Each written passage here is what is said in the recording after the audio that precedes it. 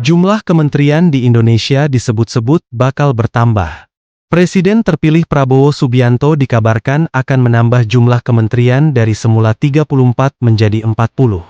Wakil Presiden terpilih Gibran Rakabuming Raka mengatakan, komposisi kabinet saat ini masih didiskusikan dengan berbagai pihak. Wacana penambahan jumlah kementerian ini pun ramai dibicarakan dan mendapat berbagai tanggapan dari sejumlah pihak. Prabowo Subianto bermaksud membentuk kabinet berisi 40 menteri, birokrasi makin gemuk dan memboroskan anggaran. Kabinet pemerintahan Prabowo Subianto Gibran Rakabuming Raka sangat mungkin jauh dari bayangan ramping dan lincah.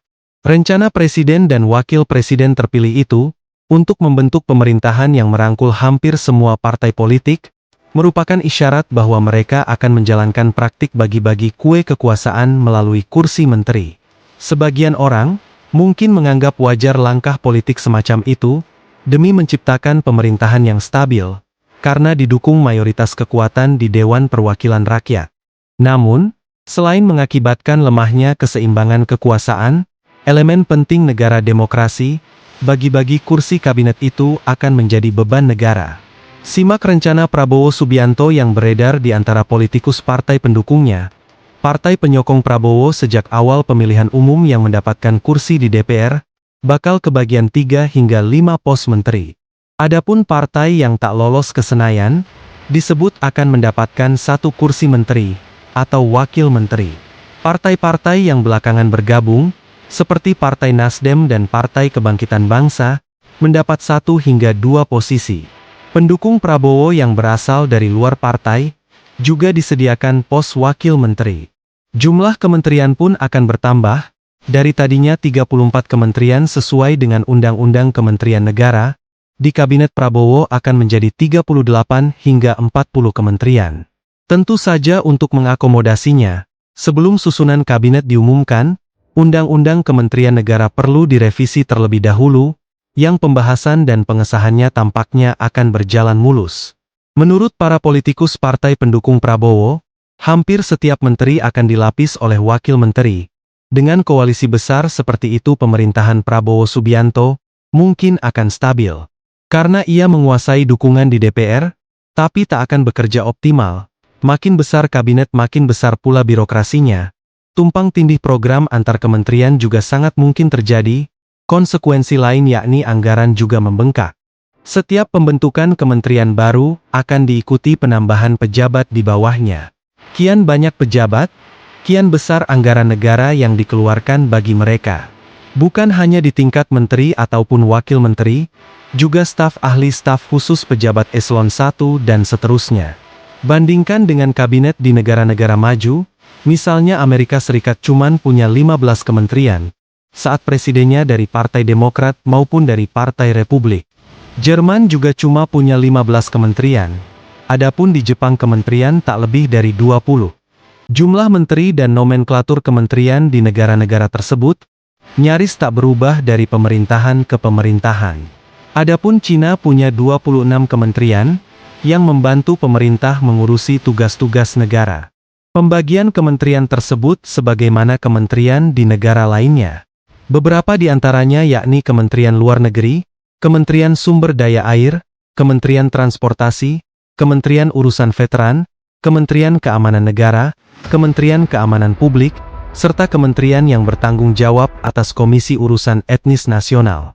Sedangkan India memiliki 58 kementerian persatuan, dan 93 departemen yang tersebar di seluruh negeri.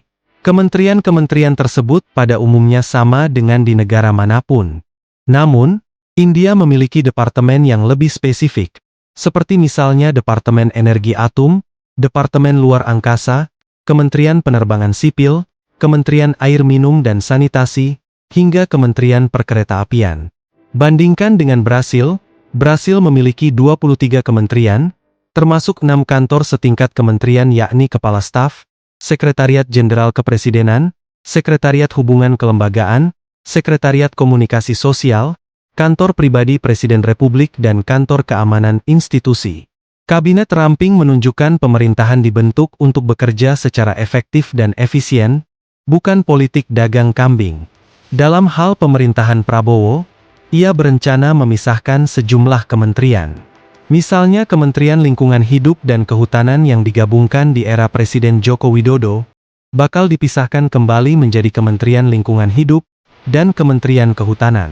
Padahal kedua bidang tersebut bagaikan dua sisi mata uang, yang mempengaruhi satu sama lain dari sisi berlawanan.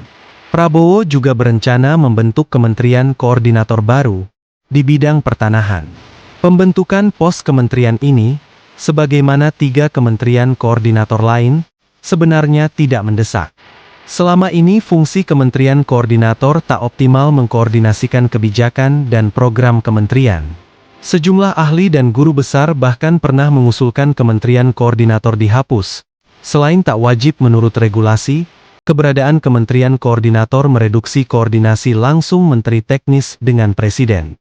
Karena itu, kalaupun ada juga penggabungan kementerian, hal itu tak mengurangi jumlah kementerian, karena nomenklatur baru ataupun hasil pemisahan lebih banyak dari kementerian yang dilebur.